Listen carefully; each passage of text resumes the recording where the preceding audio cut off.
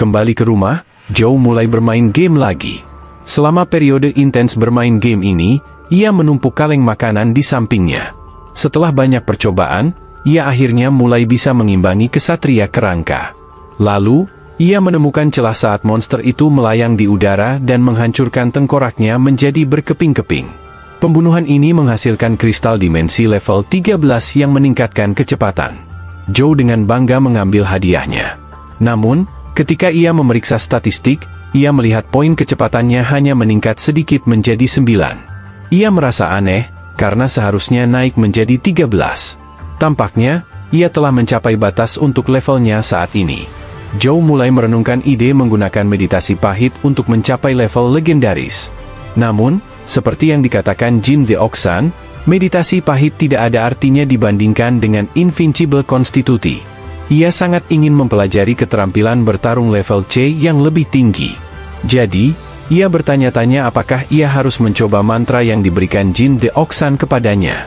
Saat itulah sesuatu yang tak terduga terlintas di pikirannya. Ia dengan cepat melompat ke kursi, menyalakan PC, dan memasang flash drive yang diberikan anjing dan dikirim oleh ayahnya. Ia berpikir mungkin ada mantra kunci di dalamnya. Meskipun ia meragukan hal itu, namun begitu sistem membaca flash drive tersebut, ia melihat bahwa memang ada mantra yang disebut Sun Shooting. Rahangnya hampir jatuh melihat ini, dan ia mencubit dirinya sendiri untuk memastikan bahwa ia tidak sedang bermimpi. Ternyata, baik Sun Shooting maupun Invincible Constituti dapat membantu orang mencapai level legendaris dan seterusnya, dan keduanya terutama digunakan untuk serangan. Joe merasa bingung dengan mimpi buruk yang terus menghantuinya. Setelah mengalami mimpi yang sama 2 kali berturut-turut, ia yakin bahwa Jin The Oxan pasti ada di balik kejadian ini. Ia pergi ke wastafel untuk menyegarkan diri, dan kata-kata pria tua itu berkedip di pikirannya. Ia kemudian melirik buku catatan kecil itu dan bertanya-tanya apakah itu bisa membantunya mengatasi mimpi yang mengganggu. Setelah membaca catatan aneh itu selama beberapa jam, ia akhirnya mulai memahami hubungan antara kunci dan medan magnet manusia. Namun sebelum ia menyelami lebih dalam hal-hal teknis ini, perutnya mulai berderak sangat keras. Ia baru sadar bahwa ia terlalu asyik membaca sampai lupa makan. Ia berdiri, mengambil semangkuk makanan instan lagi, dan mengeluarkan sendawa puas. Kembali ke bacaannya, namun ia benar-benar lupa bagian mana yang terakhir ia baca. Setelah berpikir sejenak, ia memutuskan untuk melihat catatan itu sekali lagi. Namun saat ia fokus, rasanya seperti ia melihat kata-kata ini untuk pertama kalinya, seolah-olah ia belum pernah membacanya sebelumnya. Meskipun ingatannya tidak terlalu bagus, tetap sulit dipercaya bahwa ia bisa melupakan begitu cepat. Joe pun membaca lagi dan akhirnya mencapai bagian tentang energi esensi dan medan magnet manusia. Tetapi tiba-tiba pikirannya mulai bertanya-tanya apakah ia sudah mematikan lampu di dapur atau belum. Setelah memikirkannya dengan serius, ia masih tidak bisa mengingat apakah ia sudah mematikan lampu di dapur. Tanpa sadar, ia sudah melupakan lagi semua yang telah ia baca. Ia pun mulai membaca buku itu lagi. Ia menarik napas dalam-dalam, masuk ke mode fokus maksimal, dan mulai mencoba menyerap setiap informasi dari catatan itu. Meskipun usahanya untuk berkonsentrasi sangat besar, ia tetap terganggu dan melupakan semua yang telah ia ingat. Ini adalah hal paling aneh yang pernah terjadi padanya. Setiap kali ia terganggu, ia melupakan semua konten yang telah ia baca sebelumnya. Namun, ia tetap bersikeras, kembali ke mode fokus, dan memutuskan untuk menyalin isi catatan itu ke dalam buku. Tetapi begitu ia mulai menulis, ia melupakan bagian mana yang ingin ia tulis. Ia kemudian mencoba memotret catatan itu, tetapi upaya itu juga gagal. Foto yang diambil tidak menangkap teksnya. Ia merasa ini sangat aneh dan bertanya-tanya apakah menyimpan buku itu akan membuat semuanya kembali normal. Tiba-tiba, teleponnya berdering dengan nomor yang tidak dikenal. Ia mengangkatnya, dan ternyata itu Xuan yang menanyakan apakah Joe sudah memutuskan universitas mana yang akan ia masuki. Tampaknya Joe terlalu asyik dengan permainannya akhir-akhir ini, sehingga ia benar-benar lupa bahwa hasil ujian akan diumumkan hari ini. Xuan kemudian bertanya apakah Joe ingin masuk ke universitas yang sama dengannya. Joe bertanya universitas mana yang dimaksud, dan ternyata itu berada di posisi pertama, sementara Joe berada di posisi kedua. Dengan posisi mereka yang seperti ini, Xuan dengan bangga mengumumkan bahwa mereka akan masuk ke Sunset Kige. Nama itu mengingatkan Zhou, karena ia pernah mendengar bahwa Sunset Kige baru-baru ini menemukan dimensi baru, dan hewan peliharaan simbiotik menjadikannya pilihan utama untuk pendaftaran. Namun saat itulah ia mulai panik ketika menyadari bahwa tempat di mana Universitas Sunset berada adalah wilayah keluarga Ang, yang artinya ia mungkin akan terlibat lagi dengan si anjing dan kakaknya. Meskipun begitu, Zhou kembali menyelami sesi permainannya. Saat bermain, ia menghadapi musuh berupa nyamuk. Ia mengumpulkan api di tinjunya dan melemparkannya ke serangga kecil itu. Tetapi nyamuk itu dengan cepat menghindari serangan dan membelah karakter Zhou menjadi dua. Zhou frustrasi, menyadari bahwa bahkan setelah mengalahkan kesatria kerangka, ia masih tidak bisa mengalahkan makhluk kecil ini. Ia tak menyangka akan kesulitan seperti ini melawan nyamuk bersayap perak. Faktanya, nyamuk itu sangat cepat dan bisa terbang, membuatnya hampir mustahil untuk ditangkap. Ketukan tiba-tiba di pintu mengganggu pikirannya. Ia pun segera menuju pintu untuk melihat siapa yang datang. Saat membukanya, ia terkejut menemukan Xuan berdiri di luar. Sesuatu terasa aneh melihatnya di depan rumah pada pagi buta seperti ini. Tapi si playboy ini bahkan tidak meminta izin dan langsung masuk ke dalam. MC kita akhirnya bertanya, apa yang Xuan lakukan di sini, dan menyebutkan bahwa ia masih belum memutuskan apakah ingin kuliah di Universitas Sunset. Lalu, Xuan memberinya sebuah buku dan menyuruhnya untuk melihat-lihat. Zhou membalik halaman dan bertanya, apa ini? Si playboy kemudian mengungkapkan bahwa itu adalah dokumen rahasia dari Universitas Sunset dan menyuruh Zhou untuk memeriksanya baik-baik. Saat MC kita melihat dokumen itu, si playboy menunjuk sebuah gambar dan menjelaskan bahwa itu adalah makhluk dari dimensi lain dalam bentuk visualnya. Ia membanggakan bahwa makhluk semacam ini baru-baru ini muncul di dimensi yang ditemukan oleh Universitas Sunset. MC kita merasa sedikit ngeri dengan antusiasme berlebihan Xuan dan mempertanyakan apa istimewanya makhluk itu. Si playboy yang malang merasa kecewa dan sedikit kesal dengan pertanyaan itu. Ia membentak MC kita, menanyakan apakah ia bahkan mengerti pentingnya hewan simbiotik semacam ini. Ia menjelaskan bahwa jika Zhou kehilangan jantungnya dalam pertempuran, makhluk ini bisa dengan cepat menggantikan jantung tersebut, memberinya kesempatan hidup kedua. Namun, bahkan setelah mendengar semua itu, Zhou masih merasa bingung dan berekspresi biasa saja. Sebenarnya, MC kita mengerti pentingnya hewan simbiotik ini, tapi ia sedang tidak bersemangat untuk berekspresi. Lalu Xuan mengungkapkan bahwa dimensi tersebut berada di bawah yurisdiksi Universitas Sunset. Jadi, hanya orang dari universitas itu yang bisa mengaksesnya. Ia juga menambahkan bahwa jika berita ini dirilis secara resmi, mahasiswa top dari seluruh dunia akan berduyun-duyun mendaftar, sehingga kuotanya dibatasi. Mendengar ini, minat MC kita akhirnya terpancing, dan ia pun setuju untuk pergi ke Universitas Sunset. Tiba-tiba, Xuan menyebutkan bahwa ada kabar bahwa keluarga Zhou juga akan kuliah di Universitas Sunset. Tentu saja kabar ini membuat MC kita gugup, dan Xuan juga terkejut melihat ekspresi Zhou yang ketakutan. Ia bertanya mengapa Zhou terlihat begitu takut, dan Zhou hanya mengangkat bahu sambil berkata bahwa ia tidak takut sama sekali. Ia memastikan akan mendaftar hari ini, dan si playboy menyuruhnya berkemas karena mereka akan pergi ke Luoyang dengan Lamborghini-nya yang sudah menunggu di luar. Beberapa saat kemudian, adegan beralih ke markas FBI atau Satpol PP, di mana dua petugas masih mencoba melacak Jin Deoksan. Mereka memutar rekaman keamanan dari Jalan Chanjun dan melihat MC kita dalam video.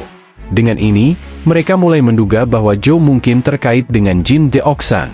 Sementara itu, di jalan tol cepat di mana kota sedang menghadapi badai, Zhou dan Xuan melesat dengan Lamborghini mereka. Zhou sedikit menikmatinya, tapi juga khawatir perjalanan ini akan memakan banyak waktu karena mereka harus melewati semua area berbahaya di dekat dimensi. Ia juga memikirkan tantangan yang ditimbulkan permainan. Kesulitannya hampir 2 kali lipat, dan ia menyadari bahwa jika terus bermain, ia hanya akan menyia-nyiakan darah saja. Ia melirik Xuan yang bersantai di kursi penumpang. Lalu, tanpa berbicara, Zhou pun memutuskan untuk tidur.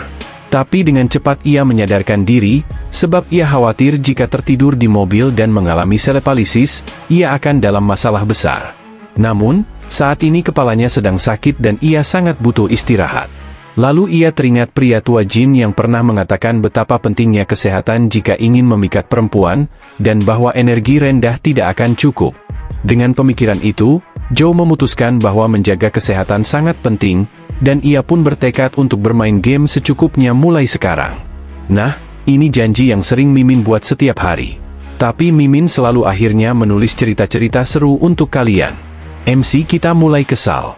Ia serius mempertimbangkan bahwa jika bertemu si tua itu lagi, ia akan memberinya pelajaran. Sebab sejak bertemu pria itu, ia merasa sangat lemah, dan ia pun bertekad untuk membalas dendam begitu sudah cukup kuat. Namun tiba-tiba, ia merasakan sesuatu yang aneh dalam dirinya. Ia merogoh saku dan mengeluarkan catatan yang diberikan pria tua itu. Nama di sampulnya mulai bersinar dengan energi yang bertuliskan Seni Immortal Sutra. Ia mengecek Xuan yang masih asyik bermeditasi dan berpikir bahwa Xuan tak akan menyadari apa yang akan ia lakukan. Lagi pula, Joe merasa bosan. Jadi membaca catatan itu mungkin bisa mengisi waktu. Begitu ia membuka catatan tersebut, kata-kata mulai melayang keluar, dan energi kuning berpusar di tengah dadanya. Setelah beberapa saat, catatan Seni Immortal Sutra itu menghilang. Saat membuka matanya, ia menatap tangan kosongnya, benar-benar bingung dengan apa yang baru saja terjadi. Ia bertanya-tanya apakah ini mimpi. Tapi ketika menutup matanya lagi, tiba-tiba ia mendapati dirinya berdiri di tengah lingkaran mantra sebelum tersentak dan sadar kembali. Sepertinya, setelah selesai membaca Seni Immortal Sutra, semua energi itu langsung tertanam dalam dirinya. Saat memeriksa statistik sistem, ia menemukan bahwa kispelnya telah berubah menjadi Seni Immortal Sutra. Ia mulai berkonsentrasi, dan kilatan cahaya berkerlip di tangannya. Ia pun menyadari bahwa ia tidak bisa lagi menggunakan meditasi pahit, karena panelnya telah terganti sepenuhnya ke sistem sutra. Sejujurnya, Joe belum mengerti dan bertanya-tanya, esensi seperti apa ini sebenarnya? Tapi ia segera menyadari bahwa dirinya telah memecah batas atribut seorang mortal, yakni 9 poin. Joe merasa senang karena telah menjadi lebih kuat, dan dalam hati, ia juga berterima kasih pada pria tua Jin The Oxan. Setelah akhirnya tiba di sebuah rumah besar, Xuan meyakinkan Joe untuk menyerahkan semua urusan Universitas Sunset padanya dan menyarankan agar Joe tinggal di rumah ini sampai perkuliahan dimulai. Hal seperti ini sudah biasa bagi orang kaya yang bisa memiliki rumah mewah dimanapun. Begitu mereka beristirahat di ruang tamu, Xuan membawakan minuman untuknya. Joe bertanya apakah Xuan tinggal sendirian tanpa pembantu, dan Xuan mengiyakan. Ia lalu menawarkan Joe minuman kaleng aneh yang, harus disensor karena terlalu berbahaya. Saat mereka meneguk minuman itu, tiba-tiba telepon Xuan berdering. Setelah berbicara sebentar, ia memberitahu Joe untuk beristirahat di rumah, sementara ia akan keluar untuk urusan kerja. Begitu sendirian, Joe mulai berkeliling dan melepas jaketnya. Ia mengayunkan tinjunya, merenungkan bahwa Bogem Power membutuhkan gerakan luas, sehingga sulit digunakan untuk serangan presisi seperti Bogem 1 inci. Ia teringat bahwa ia pernah mencobanya pada nyamuk bersayap perak, tapi makhluk kecil itu dengan mudah menghindar. Sepertinya, ia butuh teknik baru untuk mengalahkan makhluk semacam itu. Lalu ia teringat skill lama yang pernah ia dapatkan, yakni telapak tulang, dan ingin mencobanya. Ia menatap tangannya yang masih mengepulkan asap, meskipun ia ragu apakah skill level rendah ini bisa efektif. Namun, ia tetap berlatih dan langsung mengayunkan tangannya. Semburan bilah angin melesat di sekitarnya. Ia menyadari bahwa gerakan ini cukup cepat, dan kedua skill ini ternyata sangat cocok dikombinasikan. Ia terus berlatih sampai kelelahan. Meski hanya skill tingkat 1, penggunaan energinya sangat boros. Joe pun memutuskan untuk mengujinya langsung di dalam game. Ia mengambil ponsel, meneteskan darah, dan avatarnya langsung muncul. Lucunya, sang avatar malah mendarat tepat di atas tubuh semut mutasi. Makhluk kecil itu langsung menyerang, dan Joe dalam masalah karena Qinnya sudah sekarat setelah latihan. Tapi untungnya, entah bagaimana ia berhasil menghindar. Yang mengejutkan, Qinnya pulih sedikit, berkat Seni Immortal Sutra yang meningkatkan kecepatan pemulihan energi esensial. Joe kemudian menggabungkan dua skillnya dan menciptakan kombinasi baru bernama Tapak Tulang 1 inci. Serangan ini menghantam semut dan menyebabkan ledakan besar, yang akhirnya mengalahkan makhluk kecil itu. Tiba-tiba, jendela sistem muncul, menampilkan pencapaian Tapak Tulang LV, Satu telah naik ke level 10 dan berevolusi menjadi tapak abu. Zhou terkejut. Ia menyadari bahwa skill ini kini mengonsumsi 5 poin energi esensi, hampir sekuat Bogem Power. Ia ingin segera mencoba kekuatan barunya, tapi semut mutasi terlalu lemah. Jadi, ia memutuskan mengujinya pada Skeleton Knight. Begitu menekan ikon Dungeon, avatarnya mendarat di Guida City. Namun Zhou baru ingat bahwa ia sudah mengalahkan Skeleton Knight sebelumnya. Satu-satunya cara untuk menghadapinya lagi adalah dengan mati dan hidup kembali. Dengan enggan, ia membiarkan skeleton kecil mengalahkan karakternya. Setelah cukup berlatih dengan skill barunya, akhirnya Zhou menguasai pola serangan Skeleton Knight. Rupanya ia mulai memanfaatkan kecepatan tinggi untuk menghindar dan menyerang dari belakang dengan tapak abu. Satu serangan langsung menghancurkan tengkorak kepala sang ksatria. Beberapa saat kemudian, seorang wanita masuk ke rumah saat Zhou sedang tertidur. Begitu melihat Zhou terbaring, wanita itu memanggil dengan suara tegas, membangunkan Zhou. Ia kaget, langsung duduk dan bertanya siapa wanita itu. Namun, wanita itu malah ingin tahu kenapa Zhou ada di sini sendirian dan di mana Xuan. Zhou menjelaskan bahwa Xuan sedang keluar, yang membuat wanita itu langsung berasumsi bahwa adiknya itu pasti sedang bersama Els atau orang mencurigakan lainnya. Ia terus mengumpat, kesal karena Xuan selalu menghindarinya saat ia mencoba menghubungi. Dengan komentar itu, ia pun berbalik pergi meninggalkan Zhou yang semakin bingung. Namun tiba-tiba, wanita itu berhenti, menggenggam tangan Zhou, dan berkata bahwa Zhou bisa menjadi pengganti sementara. Tanpa izin, ia mulai menyeretnya dan menoleh lagi sambil mengingatkan bahwa ia adalah kakak Xuan. Karena Zhou adalah teman adiknya, ia ingin meminta bantuan. Zhou teringat bahwa Xuan memang sekarang bisa dianggap temannya, berkat semua bantuan yang telah mereka saling berikan. Tapi ia lebih suka menghindari masalah, dan saat ini ia hanya ingin sendirian bermain game. Ketika Zhou bergumam pelan soal keinginannya itu, rupanya terdengar oleh kakaknya Xuan yang langsung menanyakan apa yang barusan ia katakan. Zhou cepat-cepat mengelak dan berkata tidak ada apa-apa. Lalu ia pamit untuk mandi dan siap-siap dulu. Wajah kakaknya Xuan memerah saat secara tak sengaja melihat burung tersarung Zhou yang sedikit tegak, seperti yang sering terjadi di pagi hari, bahkan pada Mimin. Setelah itu, mereka tiba di Pet Arena Universitas Sunset. Tempat itu ramai dengan lampu-lampu, hampir seperti toko elektronik. Begitu tiba, mereka turun dari motor besar dan bertemu dua gadis yang sudah berada di sana. Kakaknya Xuan mengatakan bahwa Zhou tidak perlu melakukan apa-apa, cukup berdiri di samping dan menyemangatinya.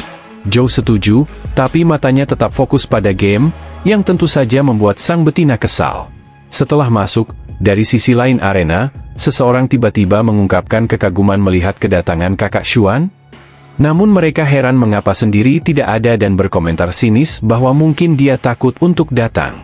Kakak Xuan menyela, menyuruh mereka berhenti mengoceh karena ia bisa menghadapi mereka semua sendirian. Ia lalu menoleh pada wanita di sebelah pria itu, memanggilnya Su, dan mengingatkan bahwa dulu mereka mengalahkan kuda perang kuno mutasi itu bersama-sama.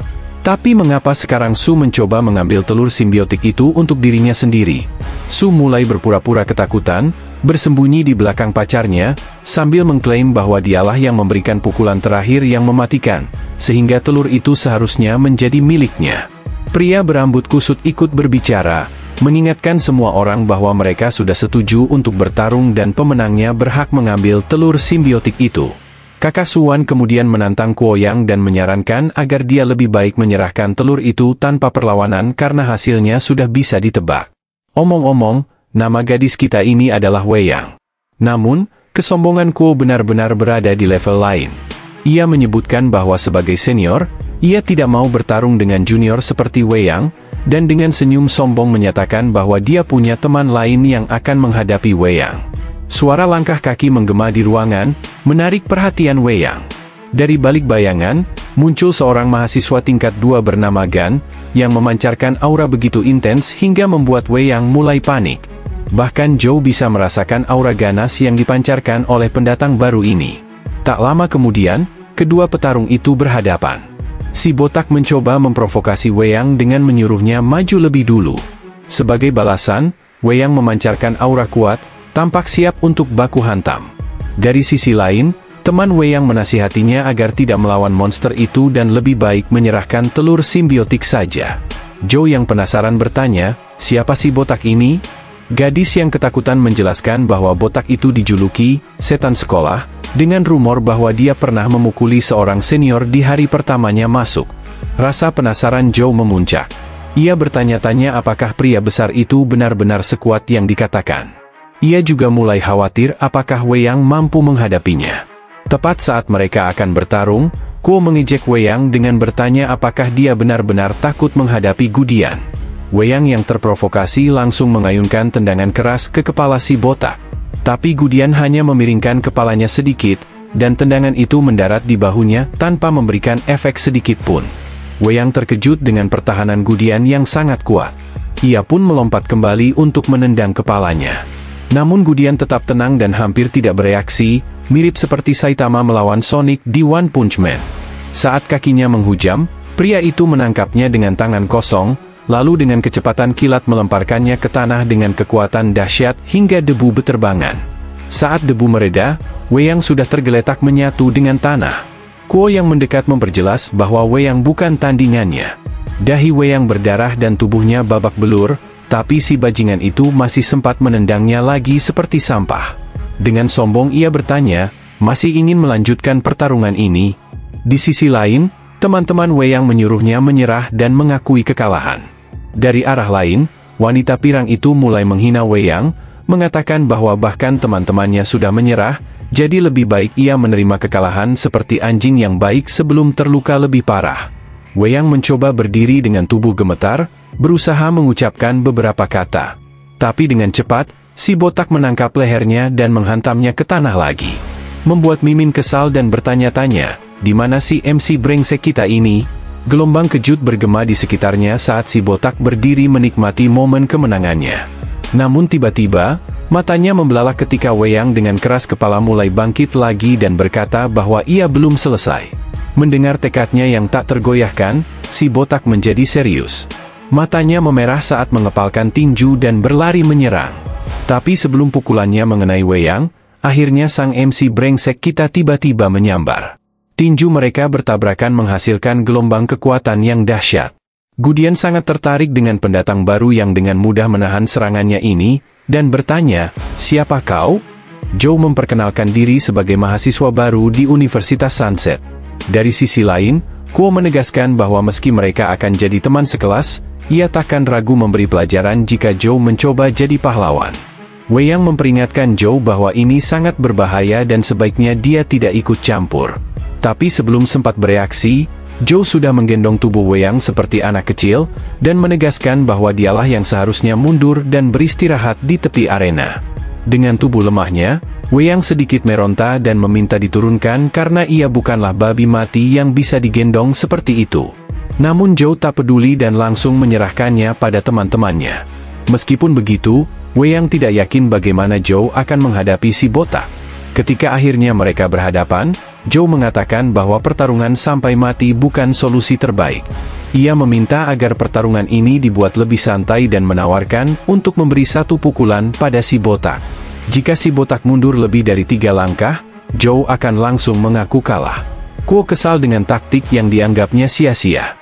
Aura mengerikan mulai memancar darinya saat ia menyuruh Zhou untuk tidak membuang-buang waktunya. Namun Zhou tetap tenang dan memperingatkan bahwa pukulannya cukup kuat, menyarankan agar si botak waspada.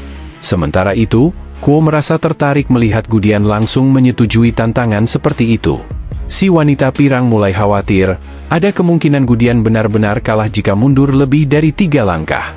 Tapi pacarnya segera menenangkannya. Ia menjelaskan bahwa skill bertarung Gudian adalah Porcupine Armor, yang terbuat dari kristal landak jarum. Tidak hanya membuat tubuhnya sekeras baja, tetapi juga memberinya kemampuan serangan balik yang ganas. Karena Porcupine Armornya sudah mencapai rang 9, lawan terakhir yang menantangnya seperti itu bahkan kehilangan lengannya. Menurutnya, rencana Zhou itu naif, dan dia pasti akan hancur. Pada saat yang sama, Zhou mengepalkan tinju dan mulai mengumpulkan tenaga. Sarung tangan di tangannya mulai terkoyak. Pukulannya mendarat tepat di perut si botak. Wajah Gudian mengeras saat kekuatan pukulan Zhou terus bertambah, dan akhirnya menyebabkan ledakan dahsyat yang melontarkan tubuh si botak mundur jauh, melebihi 3 langkah. Wei Yang benar-benar terkejut dengan apa yang disaksikannya.